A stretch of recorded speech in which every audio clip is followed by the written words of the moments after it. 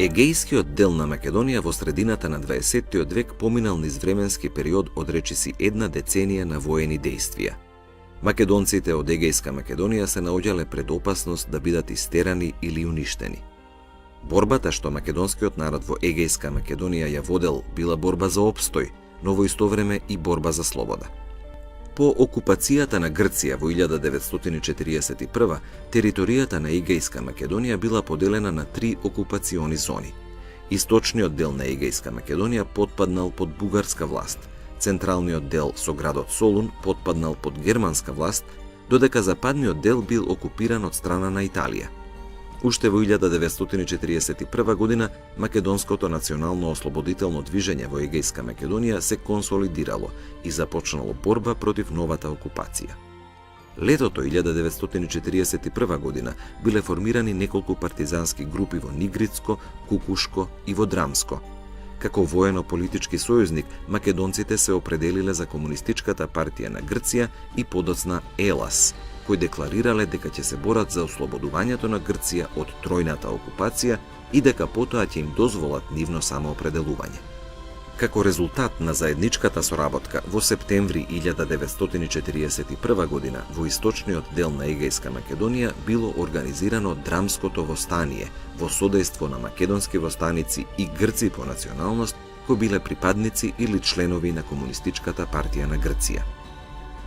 Со својата организаторска активност кај македонскиот народ во Егејска Македонија во временскиот период од 1941 до 1943 година се истакнале македонските дејци Трифун Хаџијанов во Воденско и Лазо Трповски во Костурско и Леринско. Во средината на април 1942 година била формирана и прва партизанска група во Костурско со командант Наум Пејов и комесар Коста Трповски. Во април 1942 година била формирана Македонската антифашистичка организација во Воденско, на чие чело застанал Вангел Ајановски Оче. По иницијатива на Лазо Трповски бил формиран македонски партизански одред во Костурско, а во февруари 1943 година бил формиран и Леринскиот партизански одред ВИЧ. Во септември 1943 бил формиран партизанскиот одред Лазо Трповски, кој го добил името по легендарниот македонски воено-политички раководител од Егејска Македонија по неговата трагична погибија. Овој, но и другите македонски партизански одреди во пролетта 1944 година бил расформиран како резултат на лицемерната политика на Комунистичката партија на Грција по однос на македонското прашање. Од огромно значење за дефинирање на македонската борба во Егејска Македонија било создавањето на славјано Македонскиот народно-ослободителен фронт во Костурско и Леринско, како политички сегмент, и славјано Македонската народно-ослободителна војска, како воен дел. СНОВ бил формиран по преговорите помеѓу македонските воено-политички раководства од Егејска Македонија и Македонското биро на Комунистичката партија на Грција. Основачката конференција на СНОВ за Костурско се одржала на 20 октомври 1943 во селото Дмбени и на 26 и 27 декември 1943 во селото Белкамен за Леринско. Политичката програма на СНОВ истакнувала повеќе барања на македонското национално ослободително движење. Прво, заедничка борба на македонскиот и грчкиот народ во Егејска Македонија до целосното ослободување на земјата од фашистичките окупатори. Второ, мобилизирање на македонскиот народ во единиците на Грчката национално ослободителна војска, ЕЛАС. Трето, политичка и вооружена борба против приврзаниците на Ванчо Михајлов. И четврто, македонскиот народ во Егејска Македонија да ги оствари своите национални права врз база на принципите прокламирани во Атлантската повелба од 1941 година и другите документи на сојузниците од антихитлеровската коалиција за самоопределување на народите. За да дојде до остварување на ваквите барања на македонците во Егејска Македонија, се наметнувала потребата од создавање на единствена организација на целата нејзина територија. За таа цел бил одржан состанок на двете окружни организации на СНОВ во селото Црновишта, Костурско, на 28 февруари 1944 година. Меѓутоа, веднаш дошле до израз несогласувањата по однос на целите на СНОВ од страна на окружните организации. Костурските раководители на СНОВ го застапувале гледиштето дека Грција, по примерот на Југославија, треба да се организира на федеративен принцип и да биде составена од две републики – Народна република Грција и Народна република Егејска Македонија. Меѓутоа, поради негативниот став на леринските раководители на СНОВ, Петре Пилаев и Ставрос Кочопулос, кои сметале дека националните права на македонците во Егејска Македонија треба да се остварат во рамките на грчката држава, состанокот не успеал, со што му бил зададен сериозен удар на целите на македонското национално ослободително движење во Егејска Македонија. Во април 1944 година, Централниот комитет на Комунистичката партија на Грција, кој веќе подолго време преговарал со грчките десничарски партии за формирање на коалициона влада, донел одлука за забрана на активноста на СНОВ и разоружување на македонските партизански единици, што на грчките комунисти им било наметнато како еден од условите за учество во владата на национално единство.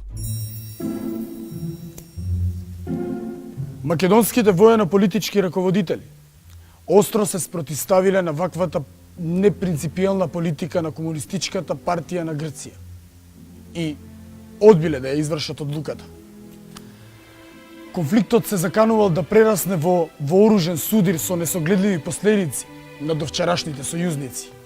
Наместо да ги преиспитаат своите погрешни ставови по македонското прашање, грчките комунисти, особено раководството на партијата, ги прогласило македонските раководители од Егејска Македонија за кодоши и предавници.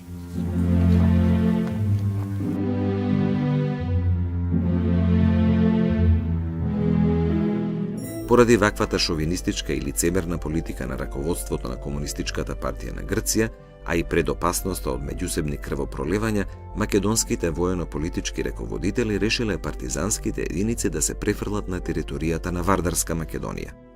Во ноември 1944 година од двата батальона во Битола била формирана првата Егејска бригада со командант Илија Димовски Гоце и политички комесар Михаил Керамитчиев. Бригадата учествувала во завршните борби за ослободување на Народна република Македонија, особено во незиниот западен дел против балистичките вооружени формации. Во октомври 1944 година македонските воено-политички раководители од Егејска Македонија ја формирале политичката комисија на македонците од Грција.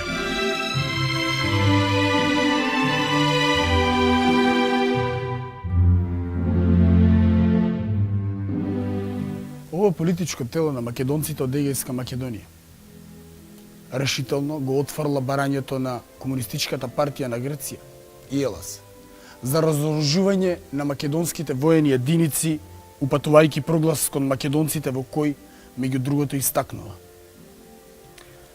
ќе го предадеме нашето оружје само тогаш кога ќе заврши нашата трагедија, кога ќе биде уништен фашизмот. Нека знае целиот свет. Се додека не се ослободиме, нема да го предадеме оружјето. Затоа, браќа, треба да дојдете, бидејќи овие денови се решавачки за нашата историја, за нашиот народ. Дигнете се, оти дојде часот за слобода. Дојдете сите и фатени за рака, ќе им докажеме на нашите непријатели дека не можат да не делат без наша волја. Изгрева сонцето на слободата и над нашата измачена Македонија.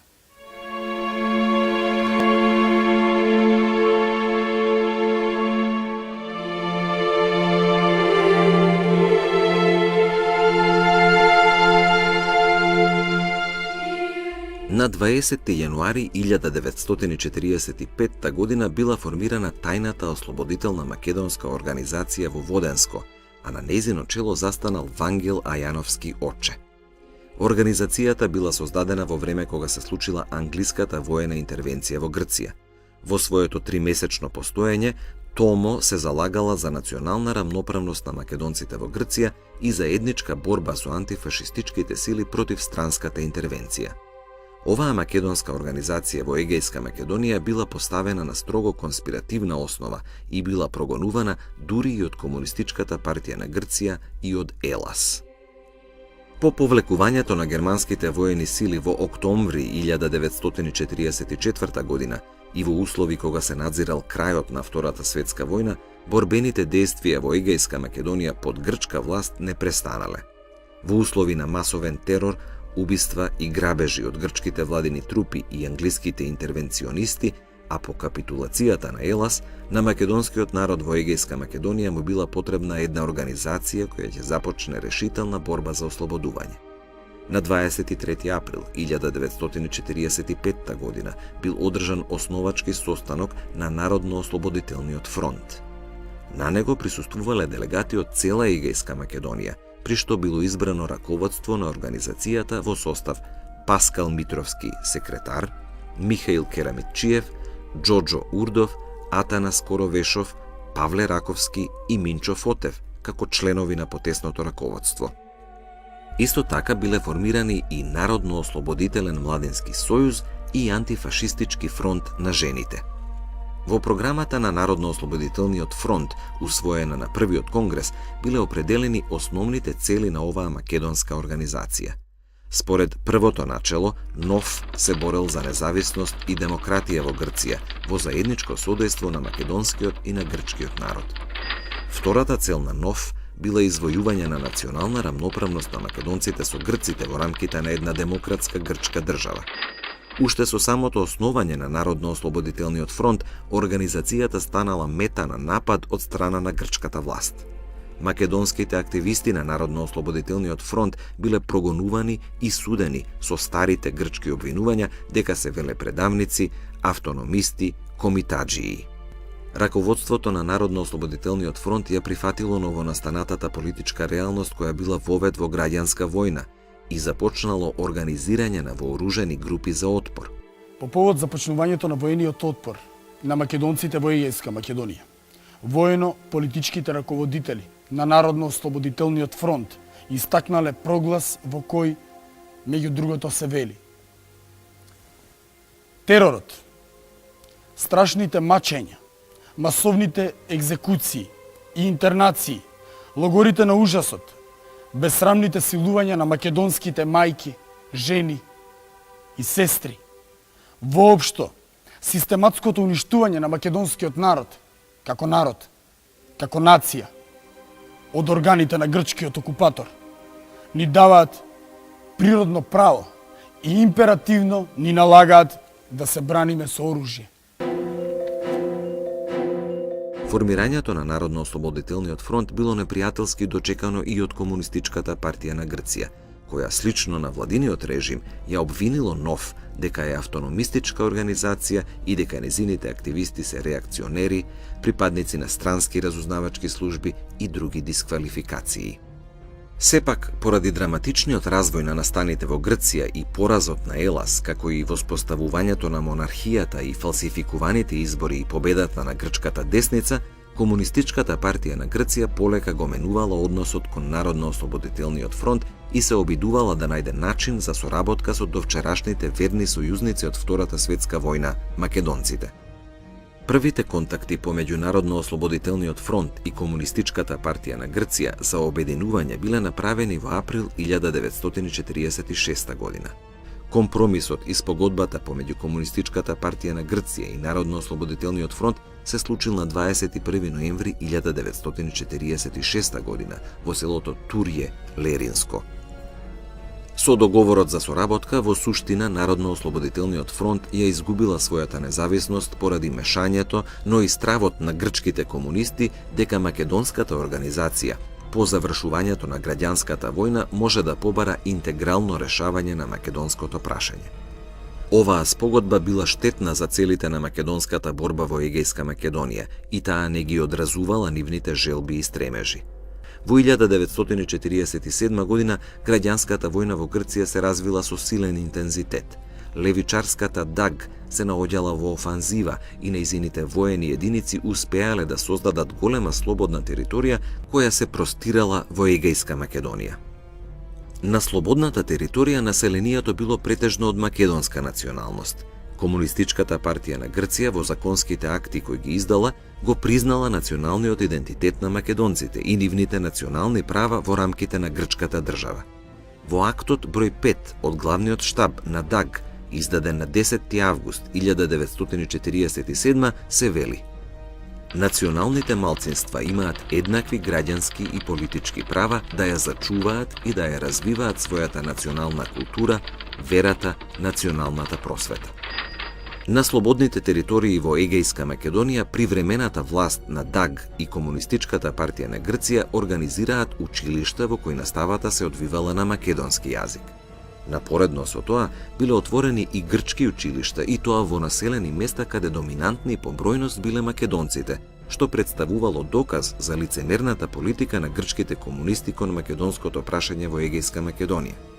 Учителите оспособени на краткотрајните курсеви во периодот од октомври 1947 до април 1948 година успеале да описмерат околу 10.000 македонци.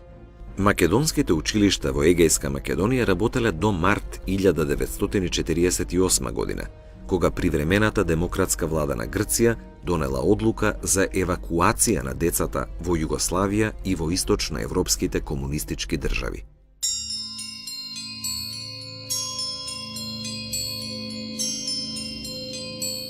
Во 1948 година граѓанската војна во Грција се наоѓала на пресвртница. Вмешувањето на САД со воени сили на страна на десничарската влада ја ставило ДАГ во подредена позиција и во целосна дефанзива. Во едни такви услови се одржал и првиот конгрес на Народно-ослободителниот фронт, на кој генералниот секретар на Комунистичката партија на Грција, Никос Захаријадис, успел да наметне луѓе кои започнале да ја спроведуваат политиката на грчките комунисти по однос на прашањето на Егејска Македонија.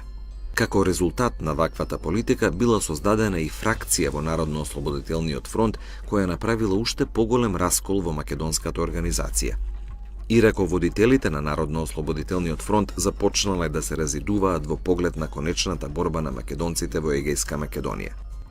Резолуцијата на Информбирото против Југославија во јуни 1948 година и послужила на Комунистичката партија на Грција како добар изговор за пресметка со автохтоното раководство на Народно-ослободителниот фронт. Раководството на грчките комунисти донело одлука за исклучување на Паскал Митровски и Михаил Керамитчиев од раководството на Народно-ослободителниот фронт, со што оваа македонска организација целосно потпаднала под контрола на активисти кои ја следеле политиката на Комунистичката партија на Грција по македонското прашање.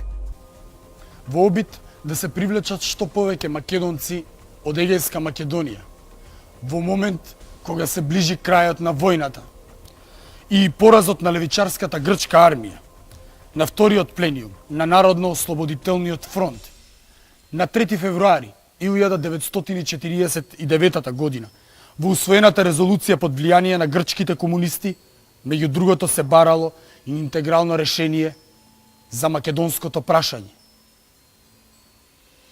Вториот конгрес ќе биде конгрес за прокламирање на новите програми и принципи на Народно-ослободителниот фронт, што представуваше вековен стремеж на нашиот народ. Ќе го прокламира обединувањето на Македонија во една единствена, независна, рамноправна македонска држава во рамките на Народно-републиканската федерација на балканските народи, што ќе представува реализација на неговиот сон низ многогодишните крвави борби.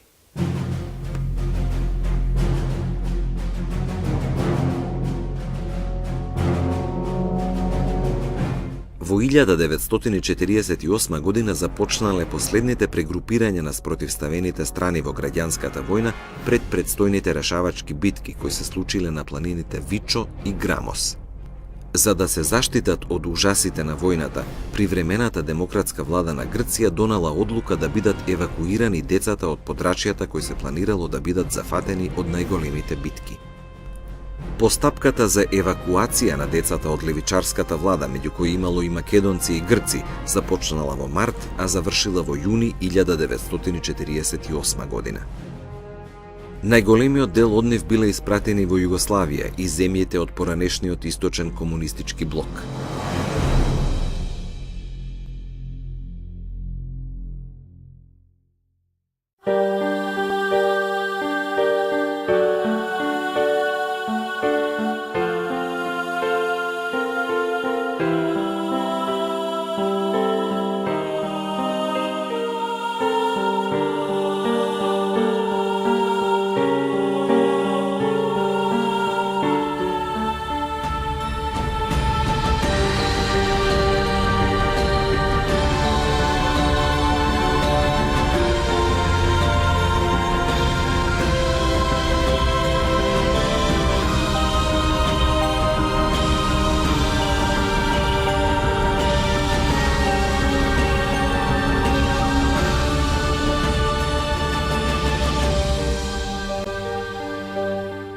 Во 1949 година, за време на завршните битки од војната, ДАГ, поради недостатокот на борци, започнала да регрутира борци од редот на овие малолетни деца бегалци, кои биле на 12 и 13 годишна возраст, а биле избирани не според годините, туку според висината.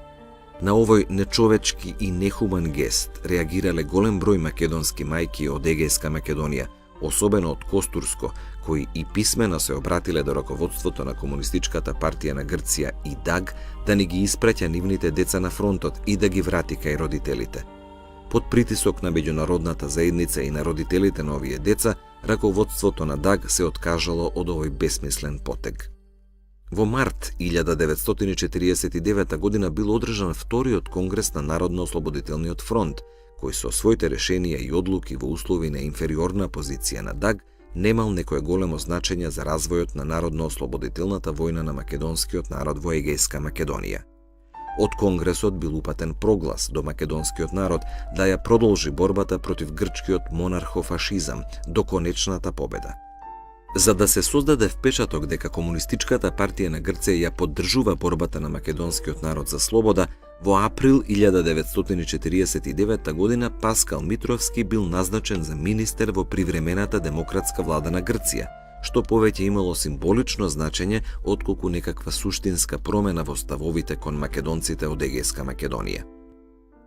По поразот на единиците на ДАГ, воено-политичките раководители на Народно-ослободителниот фронт се повлекле на територијата на Албанија. За да се оправда поразот на ДАГ, под влијание на генералниот секретар на Комунистичката партија на Грција, Никос Захаријадис, на 3 октомври 1949 година албанските власти ги уапсиле Паскал Митровски, Павле Раковски, Минчо Фотев, Евдокија Балева Вера, Уранија Пировска, Ташо Хаджијанов, Ламбро Чолаков, Христо Коленцов Кокинос, Лазо Поплазаров и Темистокли Зиовски, сите активисти во раководството на Народно-ослободителниот фронт. Уапсените раководители на Народно-ослободителниот фронт од страна на главниот штаб на ДАГ и Централниот комитет на Комунистичката партија на Грција биле обвинети дека се Титови агенти, империалистички шпиони и дека работат за Југословенската разузнавачка служба, со што директно се обвинувале Југославија, грчката десничарска влада, САД и Велика Британија дека создале некаков вид на заговор против ДАГ. Албанската служба за државна безбедност Сигурими уапсените раководители на Народно-ослободителниот фронт со брод ги испратила во СССР, каде им се судело за наводно предавство против грчката левичарска влада и армија. Со тоа фактички престанала активноста на Народно-ослободителниот фронт и другите македонски организации, иако формално оваа македонска организација постоела до 1952 година. Завршувањето на граѓанската војна во Грција имало трајни последици по македонскиот народ во Егејска Македонија. Со тоа завршило едно поглавје од историјата на македонците од Егејска Македонија. Поглавје со 3 војни, многу човечки жртви и материјални разрушувања на штета на македонскиот етнички елемент. Трагичниот биланс од граѓанската војна бил околу 20 до 30 илјади раселени македонци надвор од Егејска Македонија и околу 21.000 загинати и десетици населени места кои за секогаш исчезнале од картата на овој дел од македонската земја. Во период од една деценија на војни, македонскиот народ во Егејска Македонија скапо ја платил својата желба за слобода. Желба која не се остварила за тоа парче од етногеографската територија на Македонија.